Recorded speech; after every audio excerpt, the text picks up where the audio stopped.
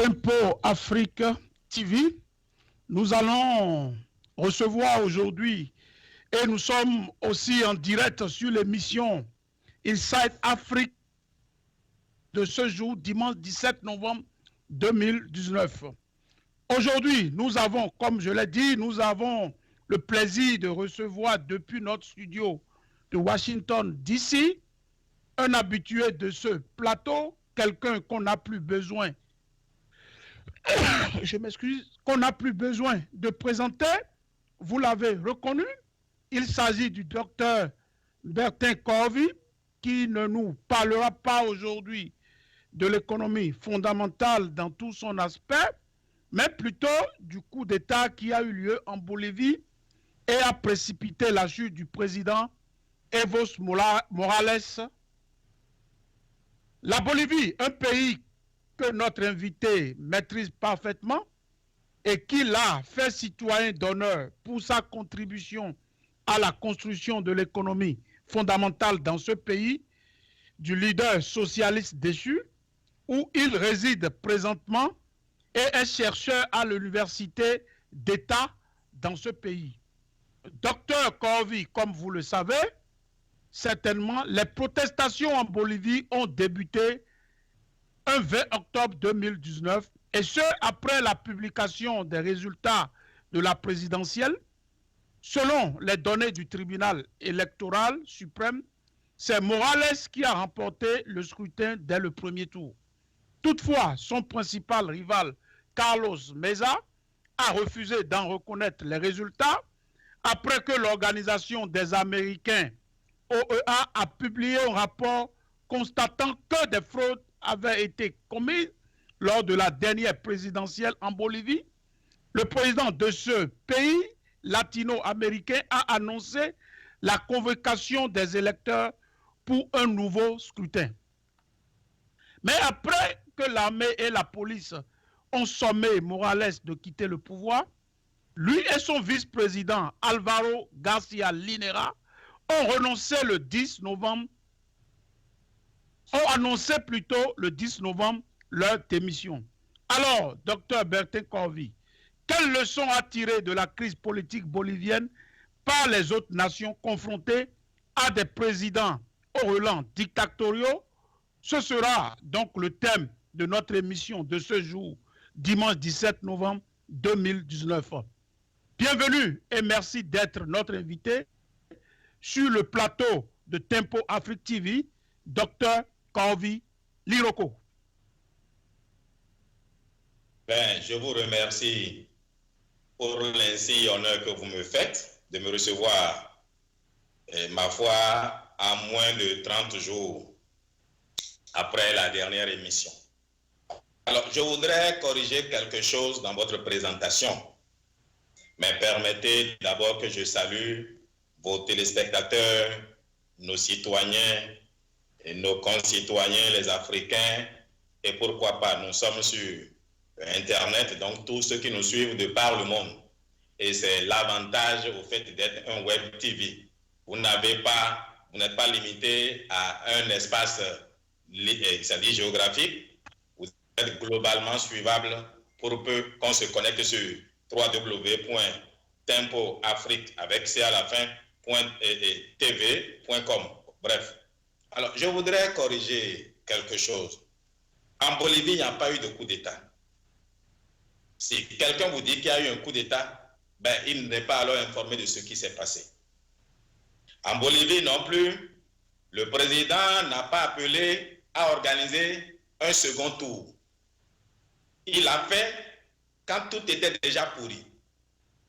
C'est quand il avait déjà totalement perdu la main, mais qu'il s'est retrouvé obligé de concéder qu'on aille à un second tour. Ce qu'on lui a demandé durant 20 jours, qu'il a refusé. Et malheureusement, ayant perdu les attributs du pouvoir. Et quels sont les attributs du pouvoir? Les forces armées et la police, et parfois les religieux.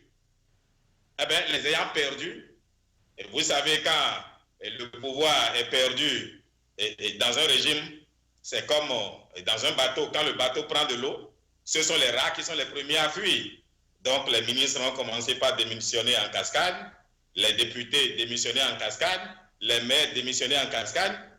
Evo Morales, pour qui j'ai un profond respect, pour m'avoir permis, ma foi, d'expérimenter l'économie fondamentale chez lui, pour avoir demandé justement à ce que, au nom des indigènes boliviens, que le Parlement me fasse citoyen d'honneur de Bolivie, par le Parlement bolivien en janvier 2019, pour avoir aussi fait en sorte que l'Université d'État de Bolivie, qui fait 110 000 étudiants, introduise la théorie de l'économie fondamentale auprès des autres universités, ce qui m'a valu un doctorat honoris causa le 11 janvier au Brésil, par l'ensemble de toutes les universités de la région.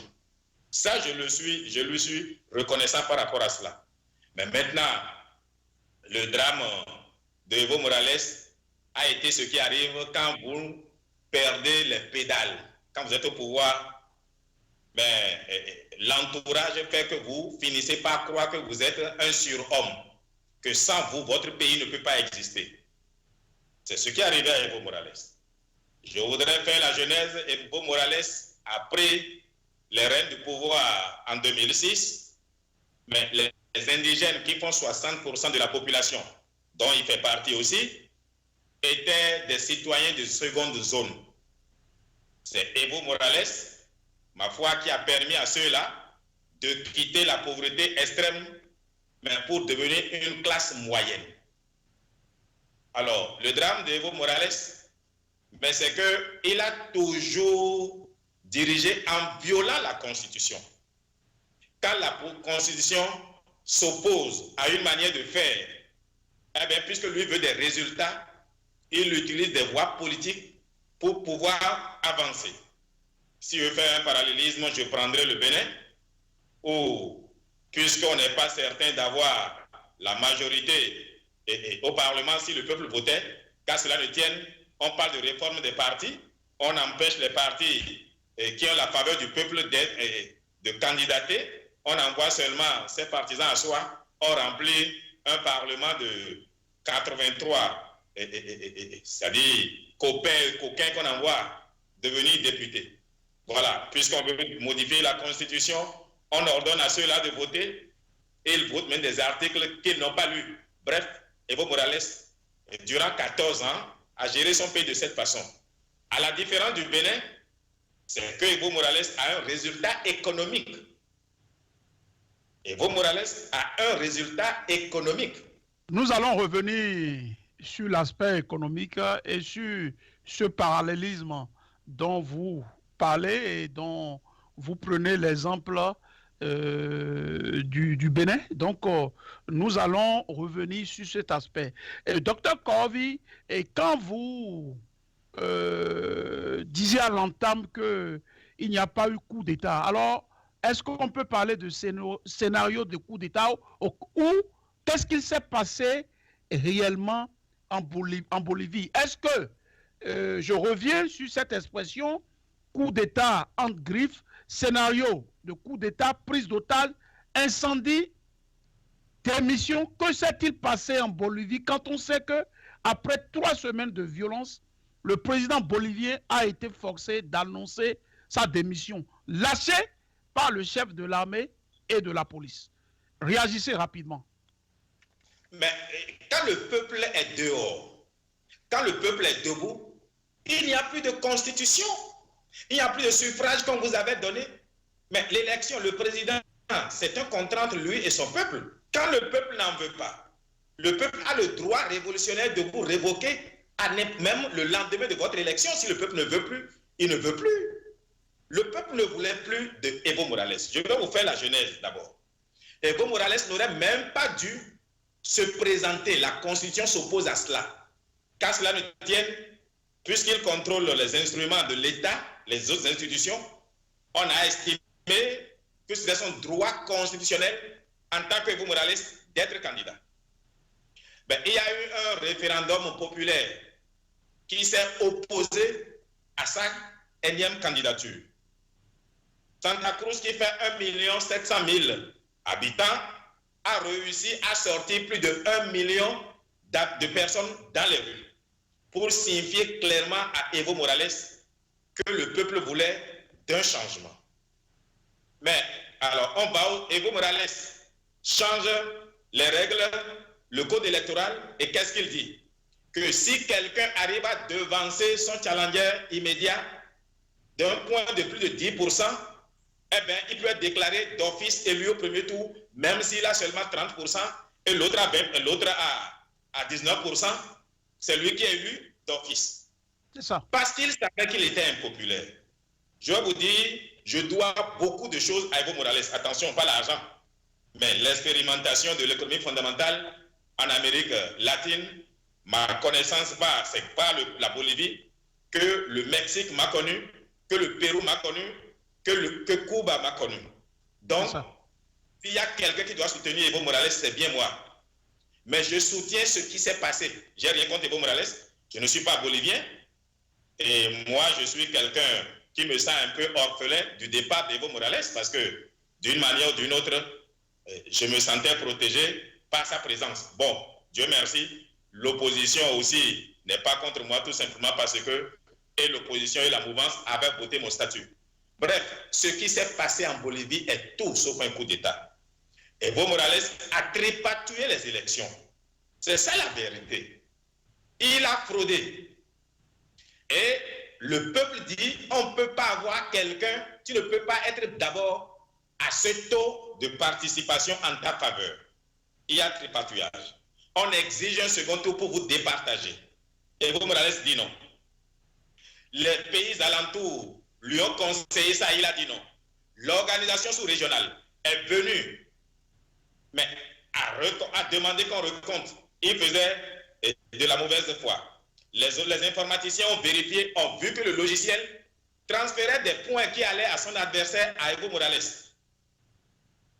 Alors, donc, le résultat qu'il a eu revenait plutôt à son challenger. Il y a eu une inversion de résultat. Un logiciel que les Cubains ont donné au Venezuela, que le Venezuela lui a donné à lui aussi. Bref, les informaticiens ont prouvé qu'il y avait fraude. Il y avait l'informaticien principal de la commission électorale a dit qu'il y avait fraude.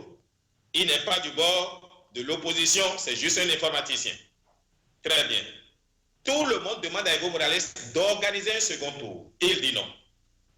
Alors le peuple s'est mis dans la rue et rassurez-vous, c'est l'université d'État de Bolivie qui a pris en charge de défendre la démocratie. C'est extraordinaire.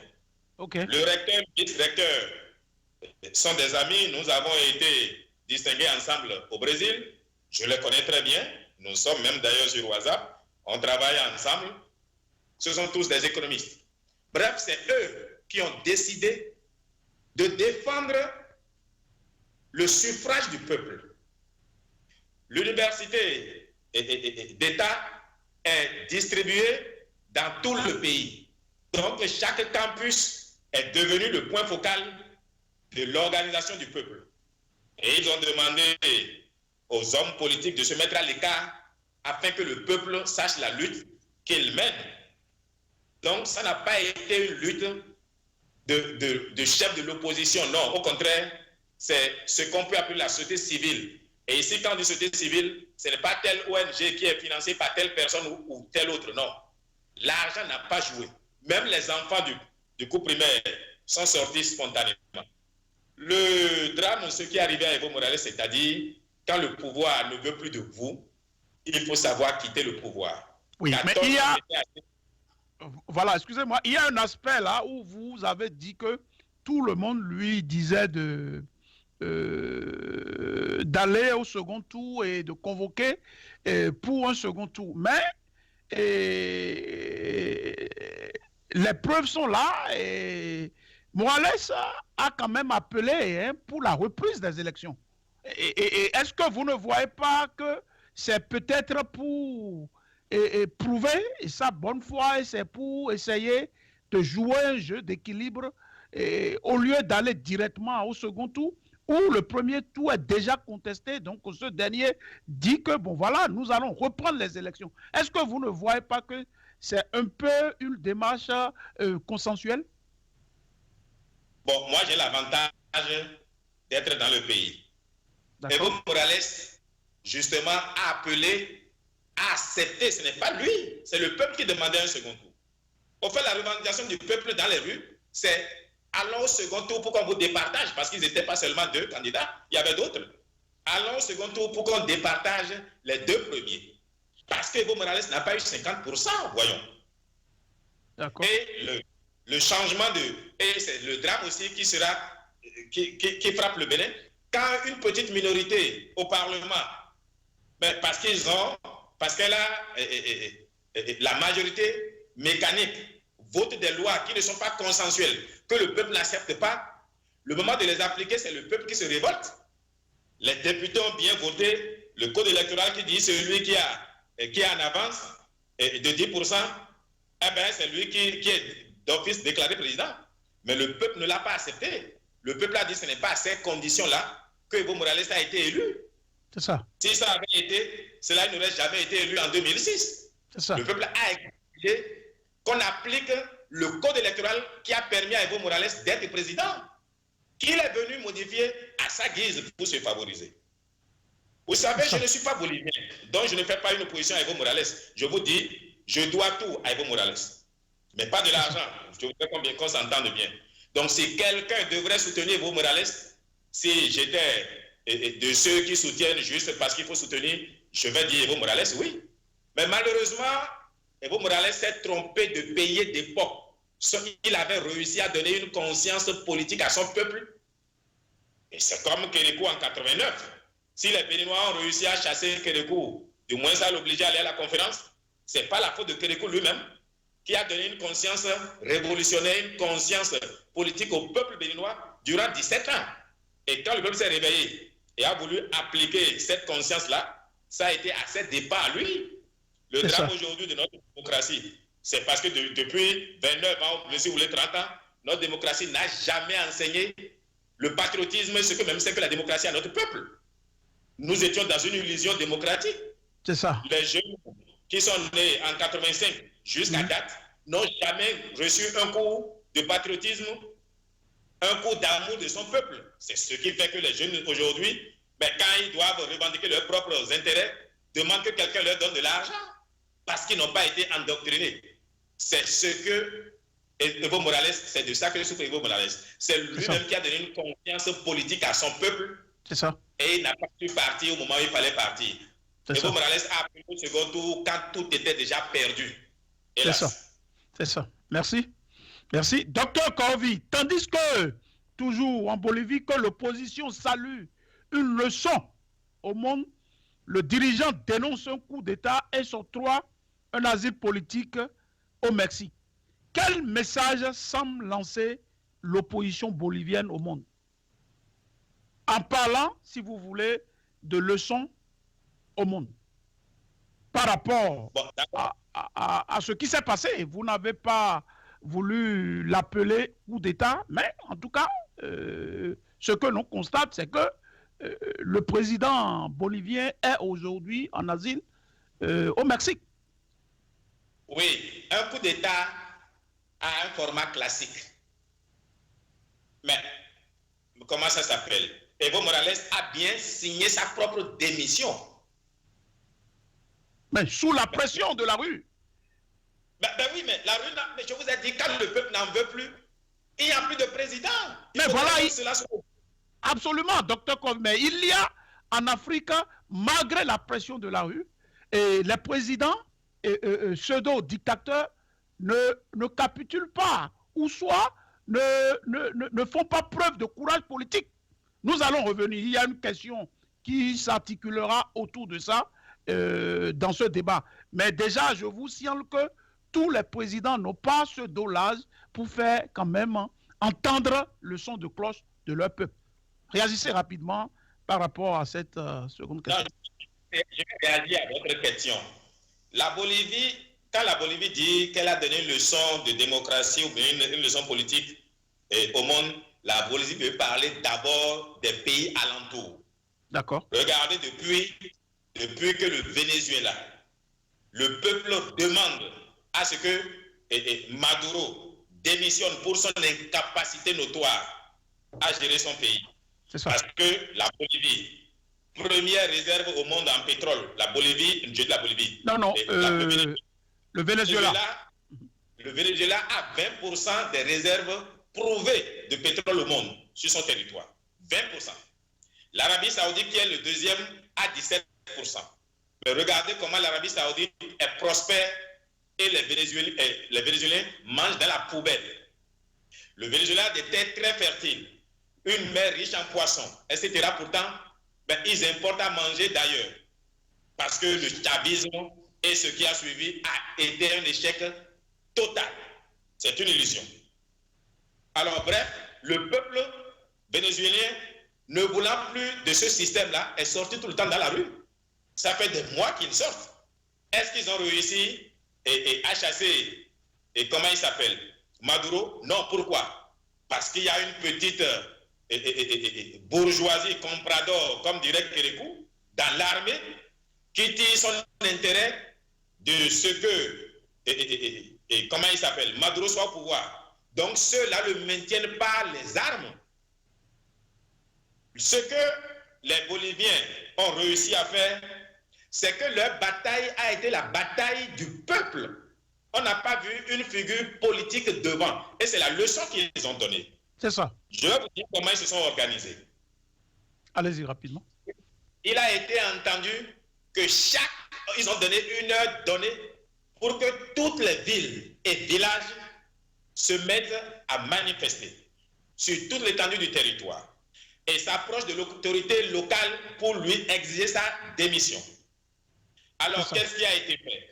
Il a été demandé que les derniers quartiers de la ville, la dernière maison,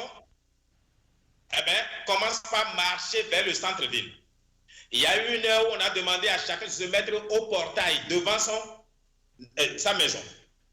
Ils sont mis devant leur maison et la dernière maison a marché vers la maison avant elle. C'est ça. Et ils ont continué. C'est comme ça que l'attroupement a continué. L'attroupement a continué. Et le temps de sortir du quartier, tout le quartier était ensemble.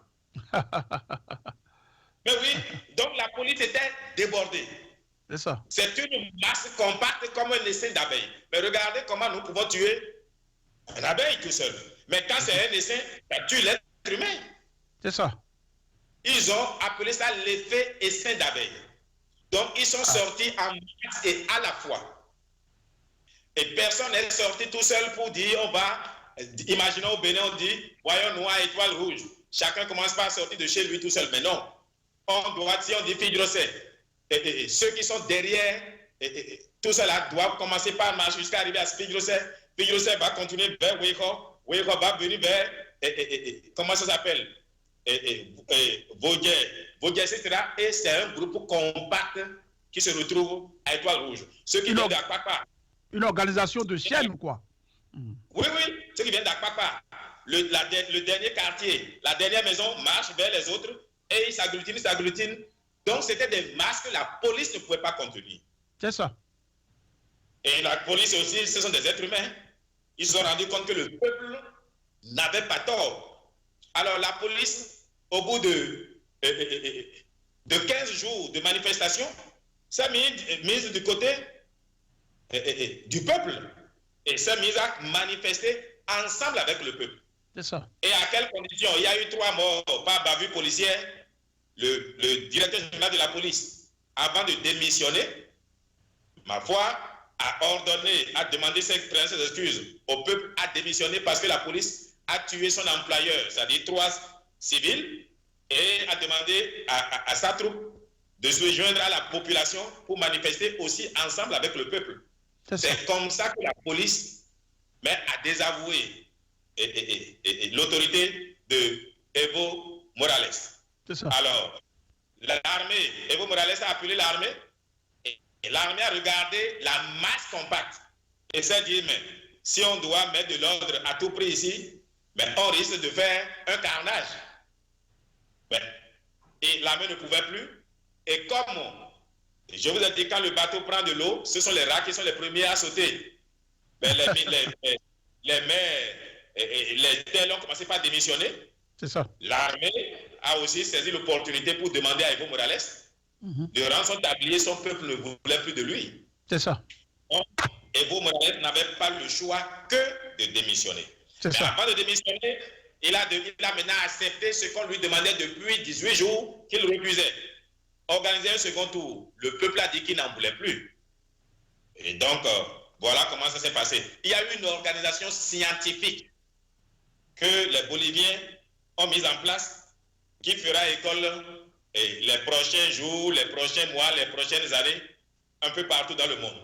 C'est-à-dire un modèle que d'autres pays peuvent exploiter et d'autres pays exploiter, piétiner et peuvent exploiter. C'est-à-dire un modèle quoi, qui peut être expérimenté un peu partout. D'accord.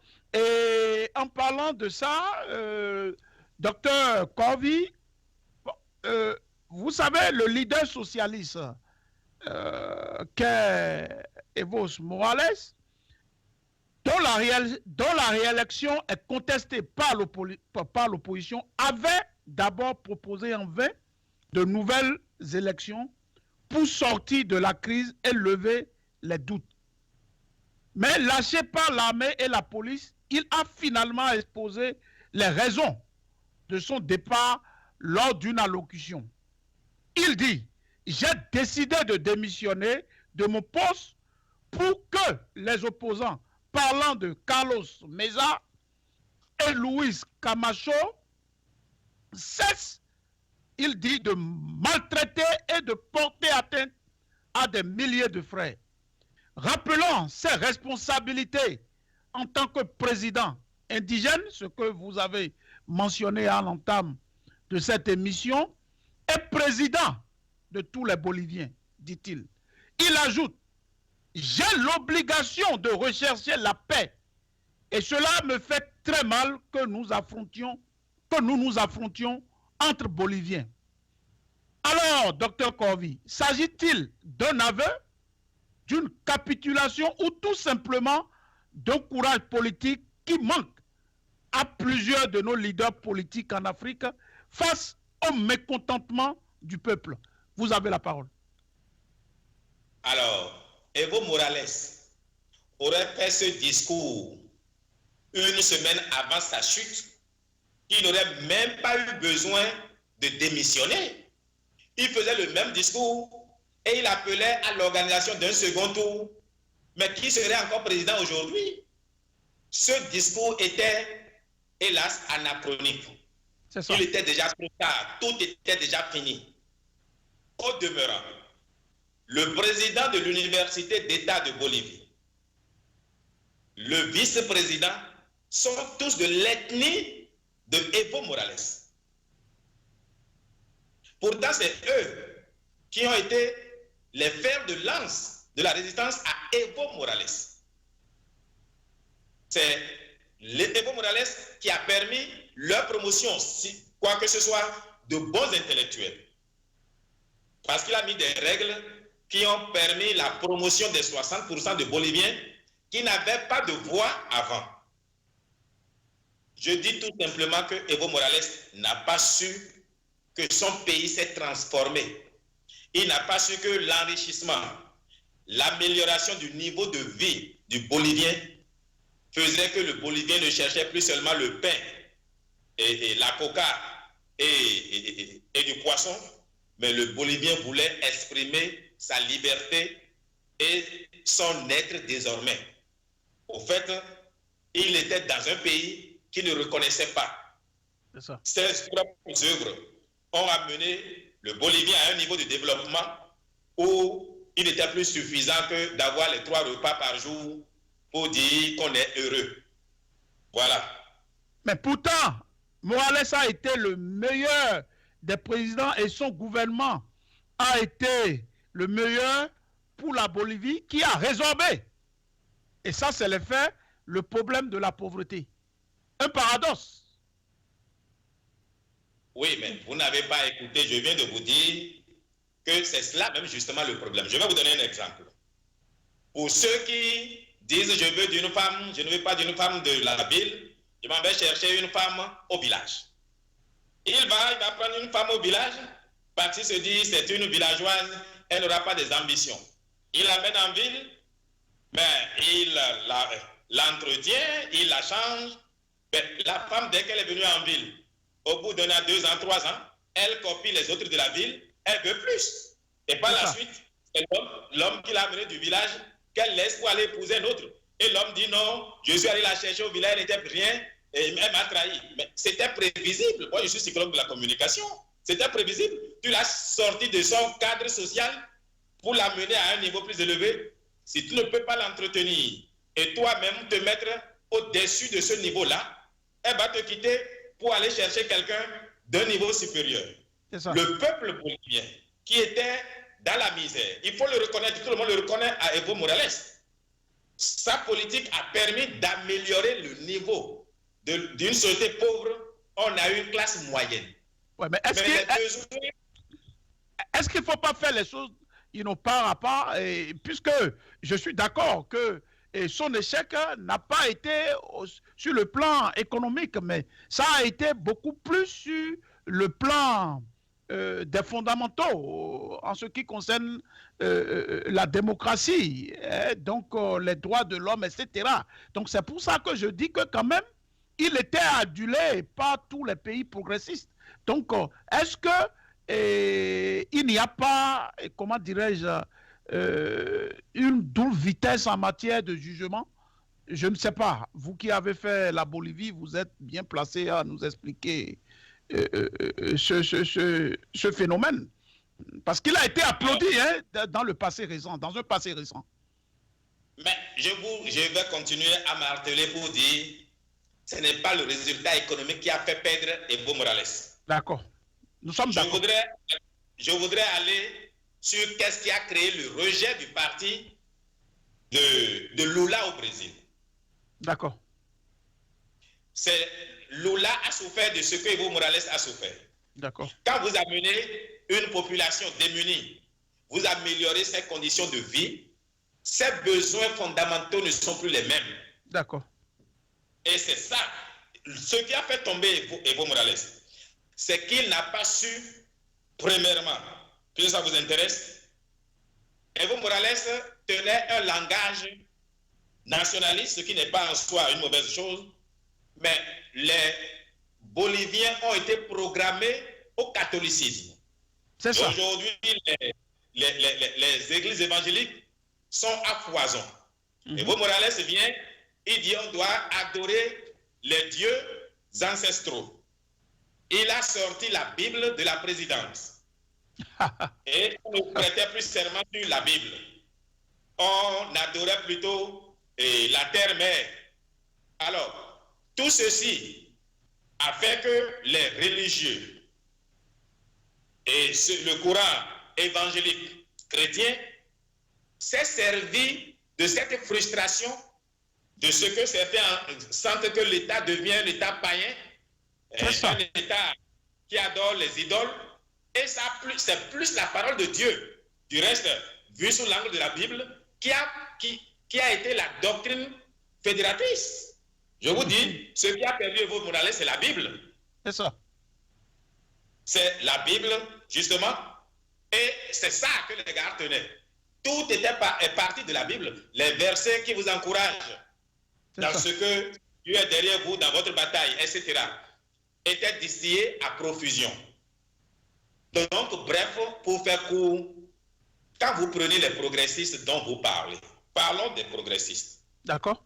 Les progressistes, très souvent, hélas, ils ont Karl Marx à la bouche, comme un cure-dent, comme doctrine, et ils vivent comme Donald Trump, comme un capitaliste.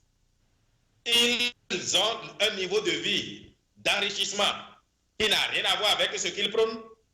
Et ils dirigent comme Staline, en violant toutes les règles. Observez-les bien. Je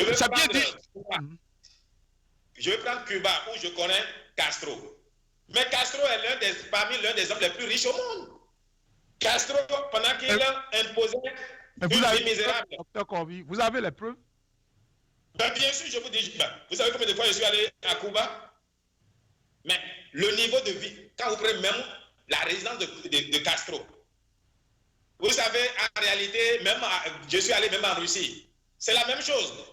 Dans les systèmes progressistes dont on parle, au fait, c'est des capitalistes qui vivent comme des capitalistes, des bourgeois qui demandent aux autres de vivre comme des pauvres. Mais eux ne vivent pas comme ça. Hein. C'est ça. Il faut regarder comment le Kremlin était bien construit. Ce n'est pas Poutine qui l'a rendu comme ça. Pourtant, c'est un pays socialiste et communiste.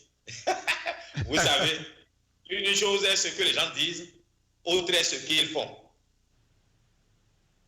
C'est ça.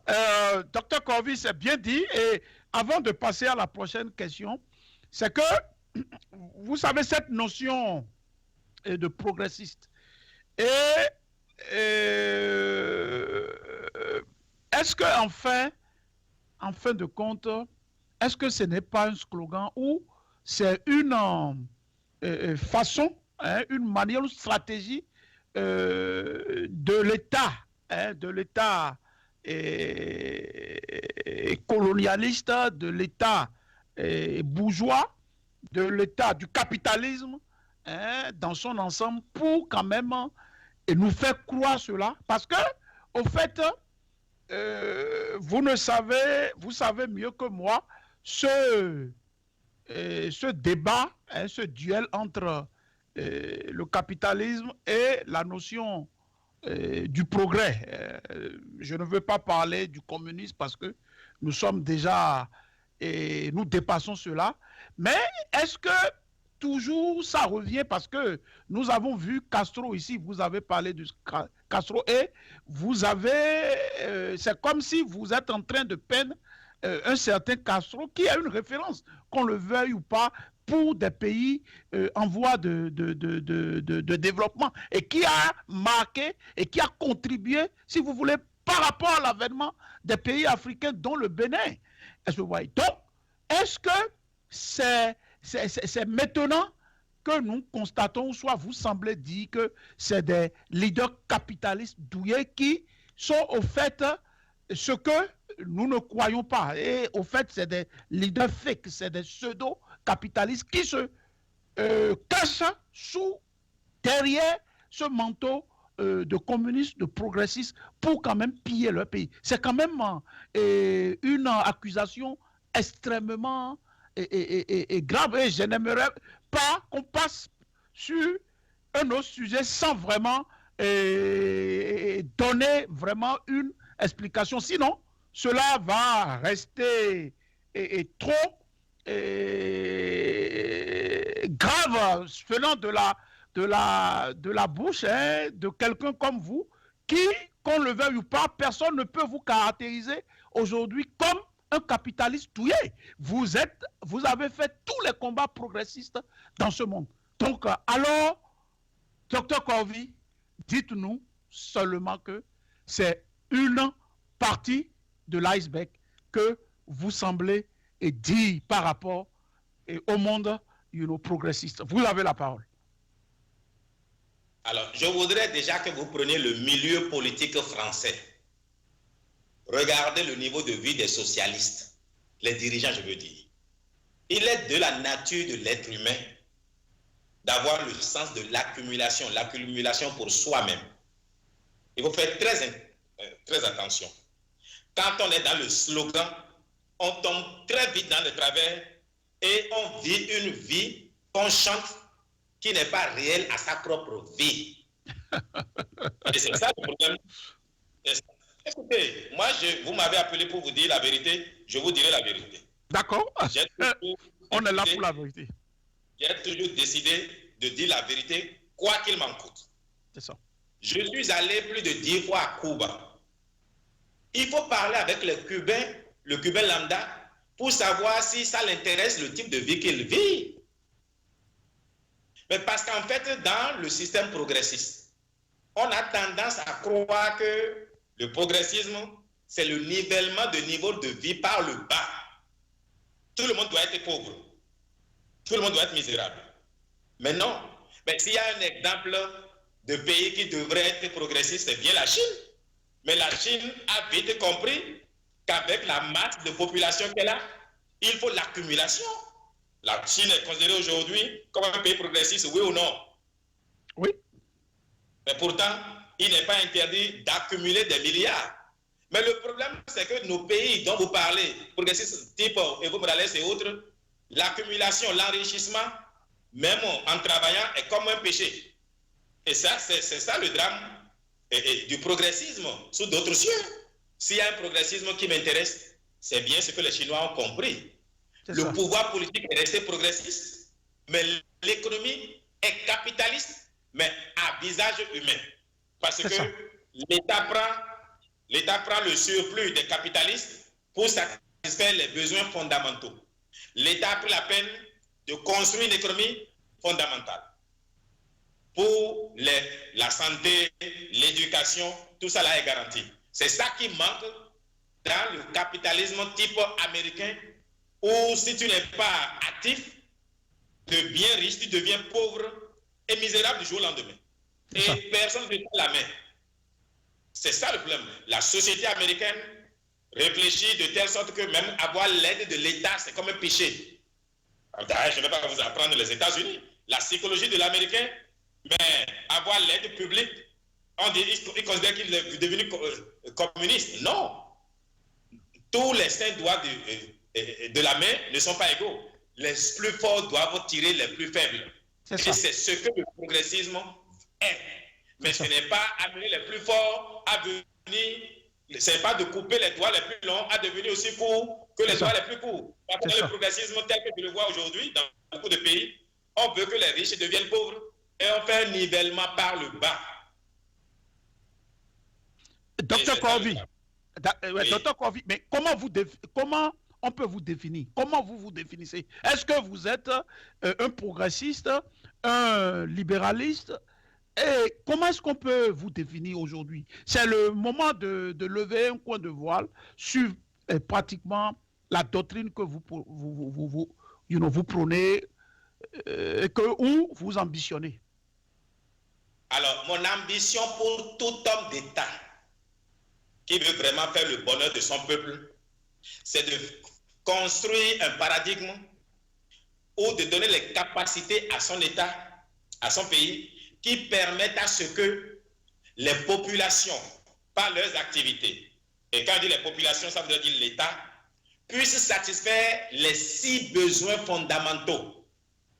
C'est tout homme d'État qui réussisse là, le secteur privé, l'individu lui-même va faire le surplus qu'il faut. Ce qu'on doit attendre d'un homme d'État, c'est de faire en sorte que par ses actions, par le corpus juridique, par les traités consignés, l'État puisse satisfaire les besoins de l'éducation, de la santé, de l'habitat, de se nourrir, de s'habiller. Et quand j'ai fini ces 5 classiques que nous connaissons tous, il y a un 6e que moi, en économiste fondamentaliste et chercheur, j'impose aujourd'hui, c'est s'éclairer. Parce que sans lumière, sans électricité, il n'y a rien. Vous avez de ces pays en Afrique où le taux de pénétration de l'électricité dans le pays fait à peine 6%. J'ai entendu RFI dire dans une émission avec mon frère et ami, le président Tshisekedi, qu'il y a un taux de pénétration en électricité à l'RDC de 6%. Le président dit non, que c'est 10%. 10%. Mais ce n'est pas possible ça. Quel développement vous attendez de ce pays? Un taux de pénétration de l'électricité, de certainement de besoin d'électricité de 10% de la population. C'est ça. Il n'y aura jamais de développement. Oui, mais...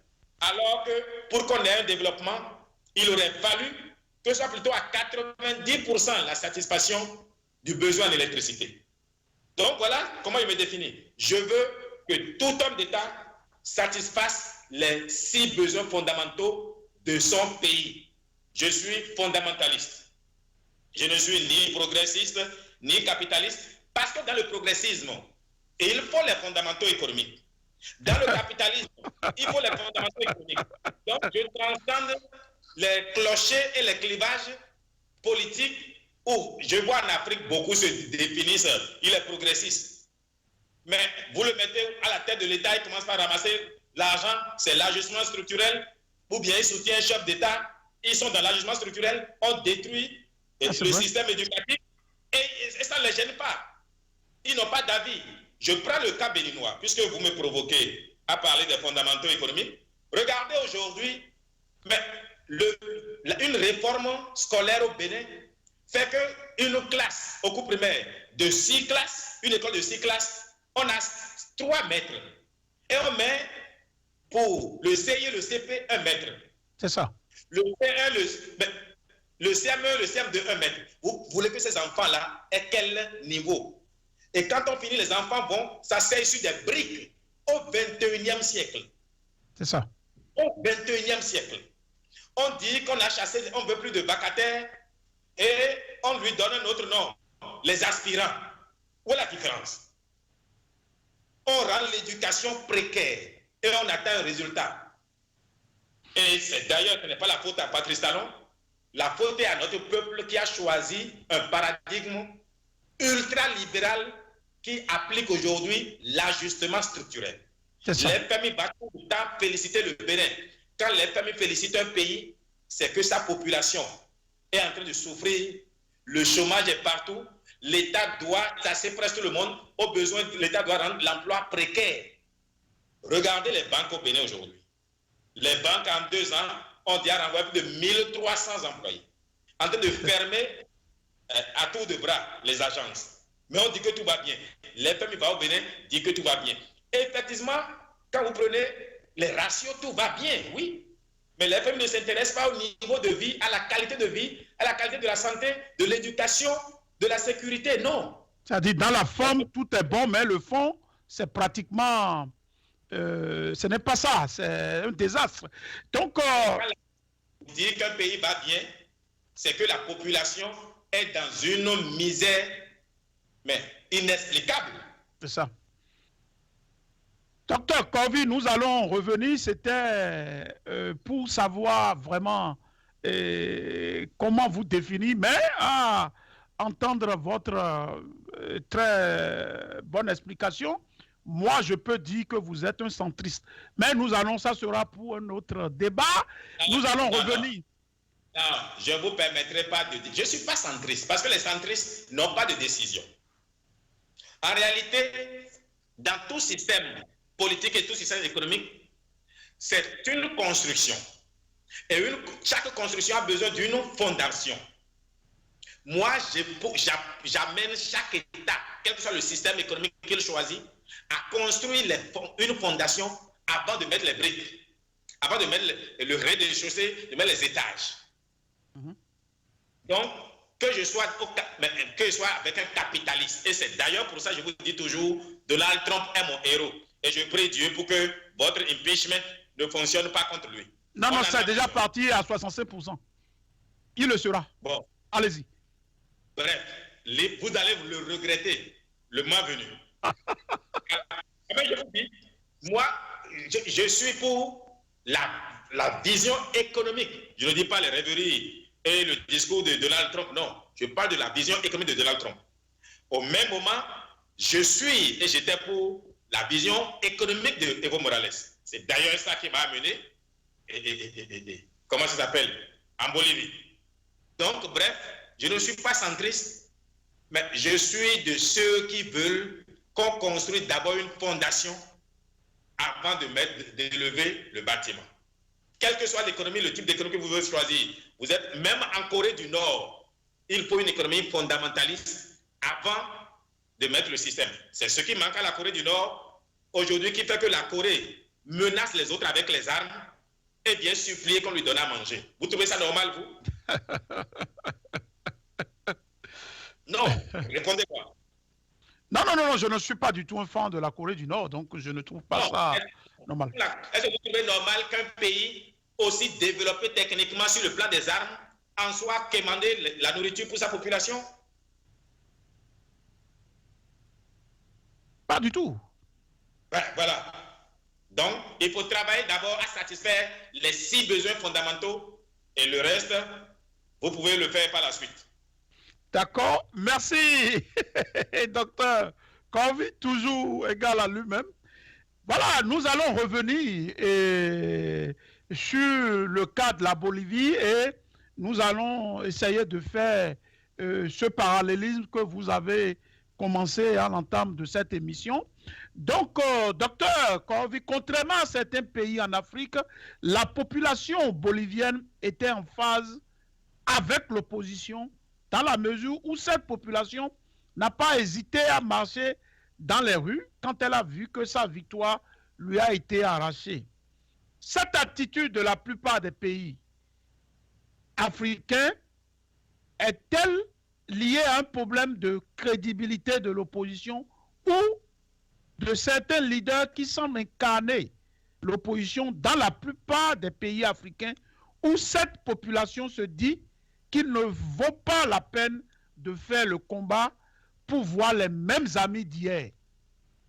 Votre réaction, s'il vous plaît, par rapport à ce que j'appelle un fléau récurrent au niveau de tous les pays africains où nous voyons pratiquement, comme on le dit en anglais, the case is already made, the fact is already there. Donc, mais le pays, le peuple remarque le constat, la dégradation de son économie et tout cette pratique catastrophique en ce qui concerne les fondamentaux de la démocratie, des droits de l'homme. Mais le peuple est pratiquement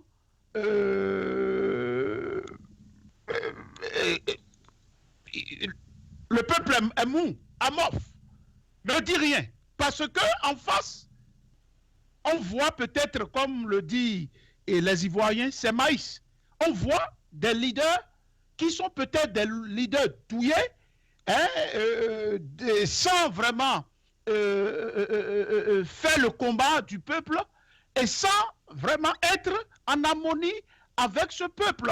Et on a eu plusieurs émissions ici où beaucoup de gens ont caractérisé certains leaders de rétroactifs, d'autres de compromission.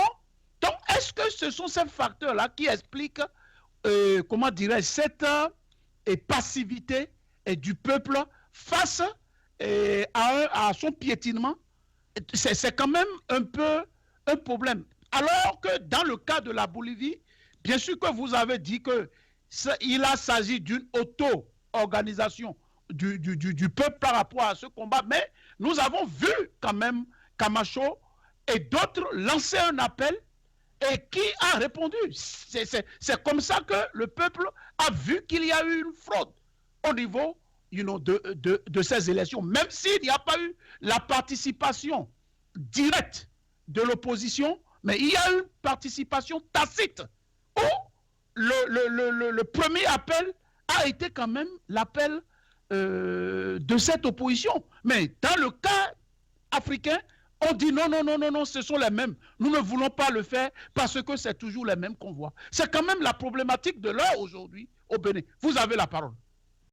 Je souriais quand vous faisiez votre développement parce que vous avez épuisé tout ce que je peux avoir comme argumentaire pour vous répondre. Vous avez répondu à votre préoccupation.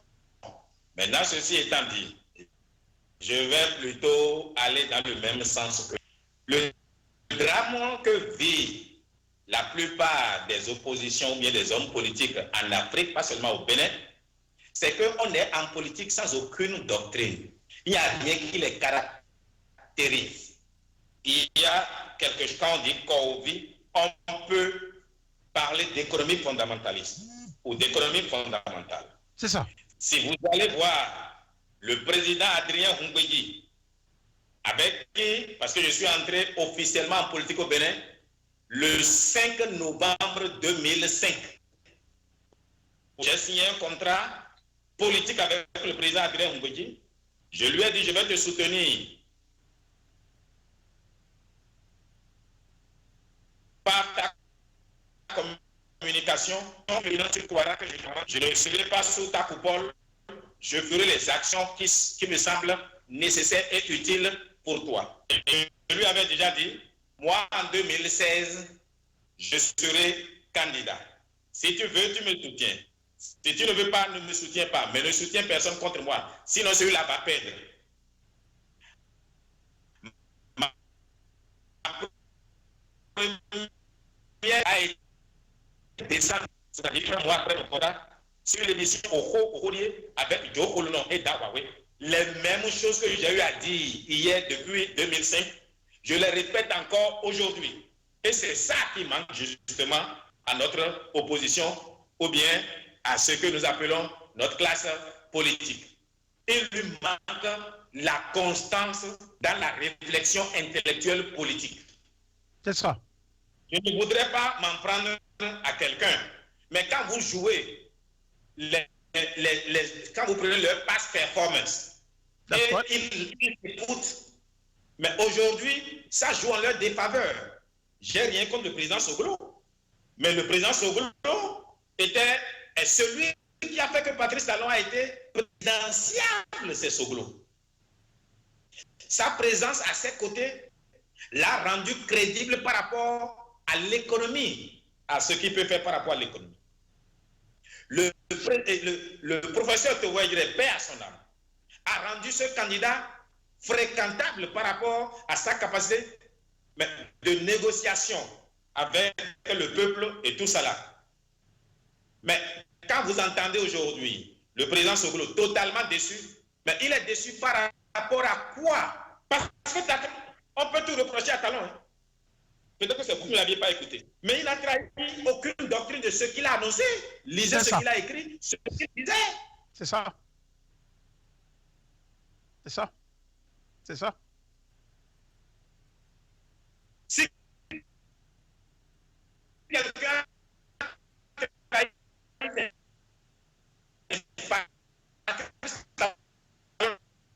n'a pas trahi, c'est que vous n'avez pas. C'est ce que Azanaï a fait élire Patrice Talon. À 40%, c'est Azanaï. On peut ne pas l'aimer, il faut lui reconnaître cela. Mais ça sonne faux quand il devient opposant. Mais il a opposé à quoi? Qu'est-ce qu'il a découvert aujourd'hui de Talon qu'il n'avait pas eu le temps d'entendre? Vous savez, j'aime toujours dire aux gens que la sagesse, ce n'est pas de savoir résoudre les problèmes. La sagesse, c'est de savoir voir les problèmes de loin afin de les éviter. La sagesse, c'est de savoir voir les problèmes de loin, parce que quand il parle de sagesse, j'enlève mon chapeau de la tête, puisque je ne suis pas encore sage. La sagesse, si j'étais sage, je ne vous dirais pas la vérité telle que je la pense, telle que nombreux la pensent, mais ils ne la diront jamais comme je la dis. J'ai décidé de mourir pour la vérité et de vivre pour la vérité. Mais qu'est-ce que Talon a fait aujourd'hui que Azanaï ne pouvait pas constater en son profil? Et c'est aujourd'hui qu'il constate cela. Je vais prendre Adjavon Sébastien, qui a eu le génie le 14 janvier 2016 de dire qu'il est candidat afin que Patrice Talon ne soit pas président, sinon il va détruire le pays. Et il a décrit un personnage qui m'a donné froid au dos. C'est qui? 2 mois après, le 14 mars, le même Adjavon dit qu'il donne ses voix au même Patrice Talon. Mais alors, quand vous appelez le peuple après, vous voulez que le peuple dise quoi? Le peuple ne sait plus à quel sens se vouer. S'il peut se valoir d'être en mesure de paraître devant le peuple, dire qu'il est opposant à Talon, c'est bien moi, Korowi Bertin. Parce que j'ai été le seul, le 15 mars 2016, entre les 2 tours, à appeler le peuple, à appeler une conférence de presse sur financement de Patrice Talon en plus. Et ici, je voudrais lui présenter mes excuses. Il était une catastrophe annoncée pour le peuple. Je ne pouvais que appeler qu'on vote contre lui, malgré que c'est lui qui a payé l'argent pour faire la conférence de presse. Parce que ce n'est pas l'intérêt personnel qui me meut, c'est l'intérêt du peuple. Et il faut savoir s'opposer au peuple quand il est en erreur. J'ai dit à ce peuple-là que ce serait une catastrophe. J'ai même pleuré pour lui annoncer les pleurs qui vont arriver. Je lui ai dit qu'il peut me lapider s'il veut. Je suis prêt à mourir. Mais il se rendra compte que j'avais raison. Mais tout le monde, à l'investiture de Talon, j'ai été le seul à avoir été candidat qu'on n'a pas invité à l'investiture. Parce que j'étais le seul à m'être vraiment opposé avec fracas et manière à ce que Patrice Talon, dans son profil, puisse être président.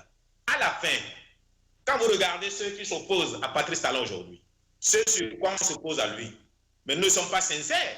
Et c'est d'ailleurs pour ça, parfois, j'ai tendance à soutenir Adrien Rongbedi, qui allait s'encoquiner avec Patrice Talon. Parce que quand il parlait au peuple béninois, qui l'a écouté? Personne. Il s'est dit, vous l'avez choisi, je vais trinquer avec lui, je vais boire avec lui. Tout simplement, Adrien avait dit, prendre un opérateur économique, la catastrophe que cela va produire. Adrien l'avait dit quand c'était utile. Qui l'a écouté? Monseigneur Gaillet avait dit qu'à Gabon, Talon ne devrait pas entrer en politique. Qui l'a écouté? Le même peuple les a insultés, les a traités de tous les noms d'oiseaux. Alors si le peuple souffre aujourd'hui, pourquoi le peuple veut qu'Adrien soit un opposant? Ce n'est pas à 76 ans qu'on devient opposant. Moi, mon âge, à 49 ans, je peux encore dire oui, pourquoi pas. Mais Adrien, il est à la veille peut-être de sa mort. Vous voulez qu'il soit opposant, pourquoi? Il ne le sera pas. Maintenant, le vrai drame, pour conclure, c'est que l'opposition en Afrique n'est pas souvent doctrinale.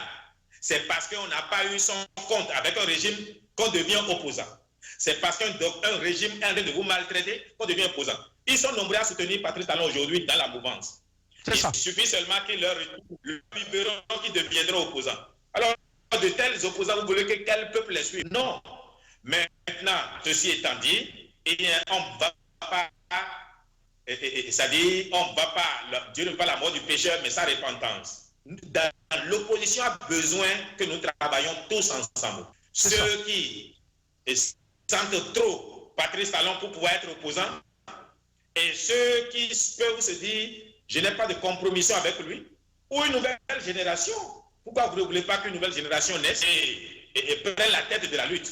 Absolument. Le peuple béninois. Et ça sera, dans les jours à venir, ça sera vraiment les thématiques que nous allons poser. Et donc, ça sera pratiquement l'alternance et l'alternative au pouvoir et pas le bien d'une nouvelle génération et qui est désormais censée aller au-devant des choses, parce que le constat aujourd'hui, docteur Corvi, c'est que l'aspiration profonde du peuple béninois, c'est quoi? Cette aspiration, c'est de voir des gens de visage, des nouveaux leaders, des gens neufs, pour quand même être en phase avec le combat qu'ils sont en train d'espérer, avec ce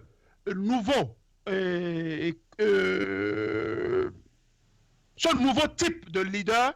Je pense que le pays peut dire ouf. Le pays peut dire aujourd'hui, même si nous faisons le combat, nous sommes sûrs que ça ne sera pas les amis d'hier et ça sera vraiment ceux-là qui ont vraiment mouillé le maillot. Je me rappelle, en 1989, nous avons fait le combat, nous étions en prison, vous étiez aussi en prison dans le Nord, j'étais en prison au PLM pour dire non à la dérive du PAPB. En ce moment, nous avons payé ce prix et je pense que aujourd'hui, c'est ça que le peuple veut voir. Le peuple veut voir ceux qui ont vraiment mouillé le maillot et continuent de mouiller le maillot, ceux-là qui n'ont pas des cuillères en or dorées dans la bouche et qui aujourd'hui croient au Bénin et rien qu'au Bénin, et il en sera ainsi. Je pense que sur ces mots, je vais vous demander de dire votre mot de fin pour qu'on puisse conclure ce débat. Vous avez la parole, Dr Corvi. Alors, avant de dire mon mot de fin, je voudrais toujours aborder dans le même sens. Prendre à notre peuple que personne ne viendra le défendre de l'extérieur.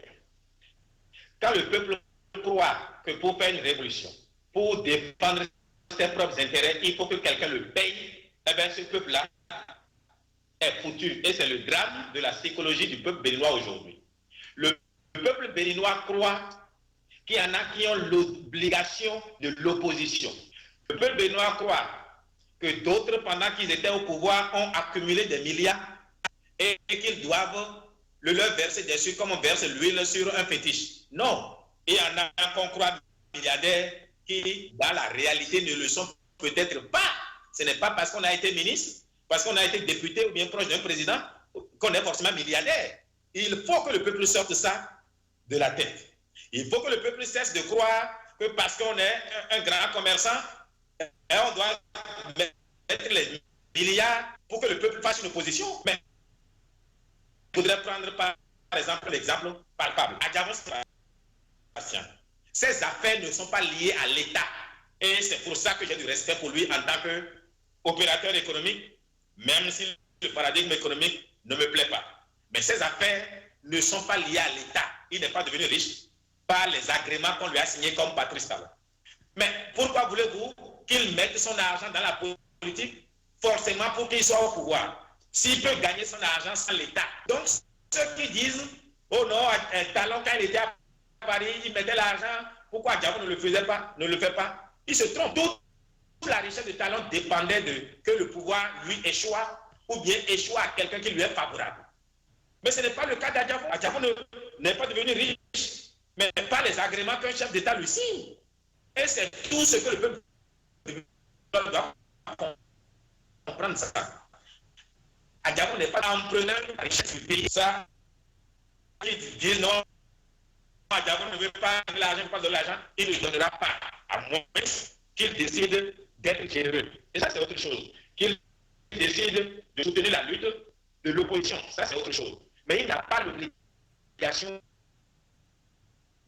parce qu'il ne gagne rien direct. Il faut le faire. Par contre, Talon faisait tout ce qu'il devait Paris parce qu'il fallait qu'il reprenne PVI, il fallait qu'il reprenne le coton, il fallait qu'il reprenne Accra, etc. Donc c'était une question de vie ou de mort. De mort. Talon n'a pas mené une bataille contre Yahi. C'est une mafia contre le pouvoir. Les syndicalistes qui dansaient. J'ai entendu, comment il s'appelle, le gars de Afamé, j'oublie, celui qui a été président du Sénat, de la commission de la Sénat. Todinou, Pascal Todinou. Todinou qui dansait ici. Mais je l'ai entendu parler la dernière fois, j'ai eu pitié de ses enfants et de ce que l'histoire va garder. Parce qu'ils ont fait une lutte pour la société civile exemplaire. Et il aurait pu se taire si c'était pour venir raconter ces contes vérités-là. C'est vrai. Mais on se rend compte aujourd'hui que les Todinou sont instrumentalisés. Aujourd'hui, le pouvoir Talon, qui sont ceux qui sont les premiers perdants? Ce sont les travailleurs. Les vrais perdants du pouvoir Talon, ce n'est pas moi, Kaoubi, ce n'est pas toi. Ce sont les travailleurs. Mais pourquoi la lutte a changé? On a rendu leur vie précaire, emploi précaire. Mais ils sont là, ils dansent. Et Todinou vient gaillardement pour dire c'est maintenant qu'il a vu un bon président. Bon, vous savez quand. Je tombais des lules quand il le disait. Quand vous êtes un peu vieux, vous perdez la raison, donc je peux comprendre. Au moins, Lokossou est resté dans son silence. Oui. Tout simplement, il a dit, il n'est pas d'accord, mais il ne peut pas l'exprimer parce qu'ils ont été dans la compromission pour lutter contre Yaïbouni. Maintenant, pour revenir, et je vais conclure peut-être par là, pour revenir au drame de l'opposition aujourd'hui. En réalité, c'est un schisme dans le FCBE, mais le pouvoir Talon. Mais ce sont les mêmes qui ont fait FCBE. C'est un recyclage. Alors c'est FCBE qui s'est divisé en deux. Une, elle est partie sur Talon et Yahya a gardé ceux que lui-même il nommait. Parce que la plupart de ceux que Yahya nommait venaient de Patrice Talon. À qui il doit à Talon. Dès que Yahya n'avait plus le biberon, ben, ils l'ont abandonné tout simplement. Ils sont allés à leur vrai maître. Et on ne peut pas non plus les accuser pour ça parce qu'ils ne devaient pas fidélité à Yahya. C'est Yahya qui ne s'est pas rendu compte qu'il avait autour de lui des gens qui faisaient allégeance plutôt à Talon. Dès que Talon est venu, ils ont tous abandonné Yaïbouni pour aller sur Talon. Donc, comment comprendre que sur plusieurs, à peine 24 ministres de Yaïbouni, 17 anciens ministres soient allés sur Talon? Ça ne vous a pas fait réfléchir parce qu'ils devaient allégeance à Talon, pas à Yaïbouni. Donc, le drame du peuple béninois aujourd'hui, le peuple n'arrive pas à faire la scission entre l'opposition et ceux qui se disent opposants aujourd'hui et les mouvanciers qu'ils combattaient hier. C'est ça le problème. Le peuple n'arrive pas à faire à ce qu'ils se disent, ils sont perdus, le peuple est perdu. Le peuple est perdu. Je dirais même qu'il y a certains qui devraient se mettre en retrait, se mettre soutenir, parce que leur histoire passée ne leur permet pas d'apparaître comme un opposant, même s'ils sont de bonne foi aujourd'hui, même s'il y a tout à dénoncer aujourd'hui, même s'il faut se battre. Mais eux devant, vous aurez du mal à mobiliser le peuple. Alors pour terminer, je voudrais vous dire merci et pour cette invitation, dire au peuple béninois qu'il me manque, et pour parler au peuple, je remets encore mon chat. Je voudrais dire au peuple béninois que la terre béninoise me manque énormément, et vous ne pouvez pas imaginer comment c'est difficile de vivre l'exil. Surtout être loin de la terre africaine, c'est ce qui me fait souffrir le plus. Mais bon, ceux qui se préoccupent de ma sécurité, la situation à Santa Cruz a fait que je me suis déplacé. Je ne suis pas dans la ville. D'ailleurs, ce qui a justifié le problème technique. Je suis dans un village, enfin un village balnéaire. La connexion n'est pas aussi bonne que j'avais été à Santa Cruz. Je voudrais présenter les excuses. C'est de mon niveau le problème Internet. Parce que je ne suis pas en ville. Les Nations Unies ont estimé qu'il ne faut pas rester au centre-ville où tout peut arriver. Donc, je suis en sécurité. Et voilà, je voudrais juste finir pour demander au peuple béninois de rester serein, de couper sa colère et de rester mobilisé. Merci, c'est la fin de cette émission. Et je vous rappelle que... Allez-y, allez-y. Non, allez-y.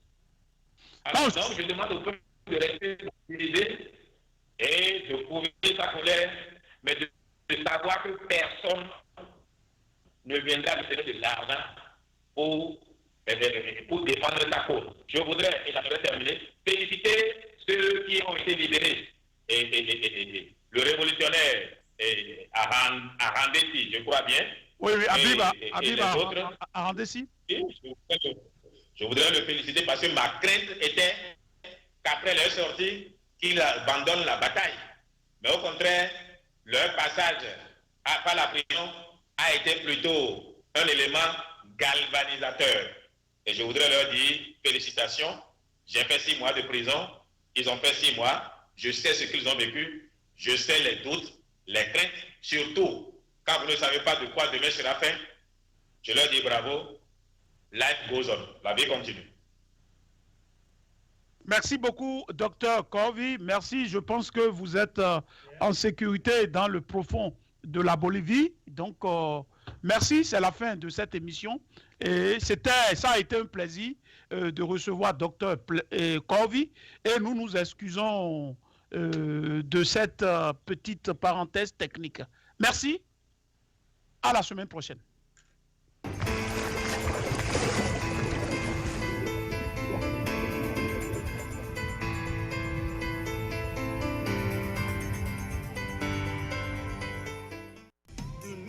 À Minneapolis, Tempo Afrique Travel.